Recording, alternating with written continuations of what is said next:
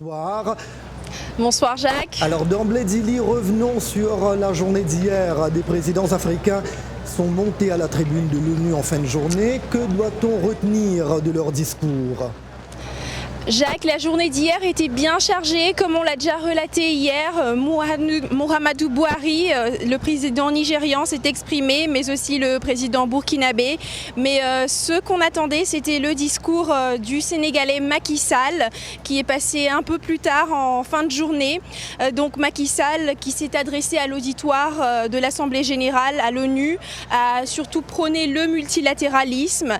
Il a déclaré que la paix, la sécurité et la stabilité dans le Sahel sont partie intégrante de la paix, de la sécurité et de la stabilité dans le monde. Donc c'est plutôt une vision d'ensemble. Il a également parlé du rôle du Sénégal dans la MINUSMA au Mali et des soldats sénégalais qui sont présents sur le terrain. Et finalement, il a réitéré son appel par rapport à la lutte contre le terrorisme. Il a expliqué que le terrorisme impacte des millions de personnes dans le Sahel et que la question de la sécurité est par conséquent la question primordiale en ce moment. Écoutons un extrait de Macky Sall. Au Sahel, des groupes terroristes continuent de semer la mort au quotidien, de provoquer des réfugiés et personnes déplacées par milliers et de détruire des services sociaux de base. En tant que contributeur de troupes à la MINUSMA, le Sénégal est solidaire de l'action des pays membres du G5 Sahel et des partenaires de l'Alliance pour le Sahel. Parce que les périls transcendent les frontières, leur prise en charge ne saurait donc être fragmentée.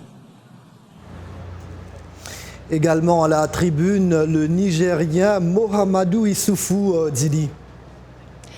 Jacques, pareil, pour Mahamadou Issoufou, l'importance, c'était surtout cette année la question du Sahel et de la sécurité dans le Sahel.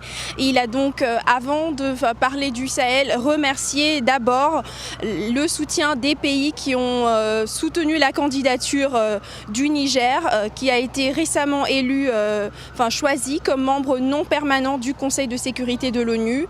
Et donc, au cours de ce remerciement, il a souligné que le Niger assumera cette charge avec engagement et conviction pour contribuer à la recherche de solutions aux différents défis auxquels fait face l'Afrique et le monde.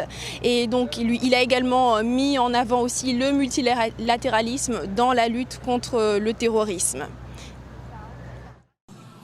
En effet, la sécurité est un bien public mondial. En mettant en place des coalitions fortes de lutte contre le terrorisme en Afghanistan, en Irak et en Syrie, la communauté internationale l'a bien compris.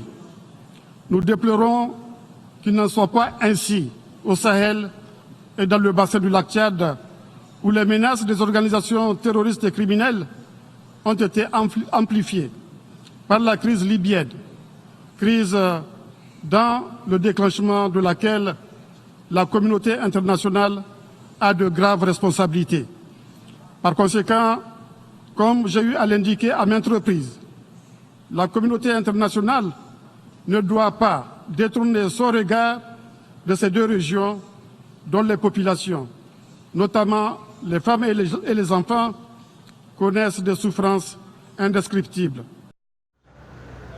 Quant au chef de l'État malien Ibrahim Boubacar Keïta, il doit s'adresser à l'Assemblée générale de l'ONU en fin d'après-midi. À quoi faut-il s'attendre, Dili ? Tout à fait Jacques, en fin d'après-midi et même peut-être en début de soirée puisque le discours pourrait avoir lieu vers 20h et il n'est que 15h30 ici. Donc par rapport au discours d'Ibrahim Boubacar Keïta, il est anticipé qu'il va parler comme ses prédécesseurs de la question de la sécurité dans le Sahel et en particulier du cas du Mali et aussi du terrorisme et il va plaider pour une action multilatérale afin de résoudre le problème d'insécurité, mais également parler aussi du problème de la pauvreté qui, couplé avec le terrorisme, aggrave énormément la situation au Mali.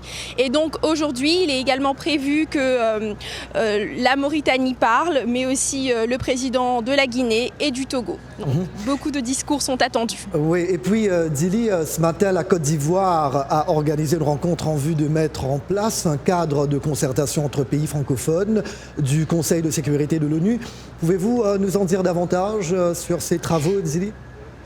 Alors très rapidement, Jacques, par rapport à ces travaux qui ont eu lieu ce matin, la Côte d'Ivoire a organisé cette réunion, donc une réunion qui n'a jamais eu parce que tout simplement ils veulent créer un cadre francophone avec les pays membres du Conseil de sécurité et surtout les pays qui sont des membres non permanents avec les pays francophones afin que ceux-ci puissent créer avec la francophonie un cadre dans lequel ils vont essayer de résoudre les questions de maintien de la paix. C'est surtout la question de la sécurité qui a été soulevée ce matin. Dili Diko, vous êtes notre correspondante à New York. Je vous remercie et j'imagine qu'on va vous retrouver demain. Merci, à demain.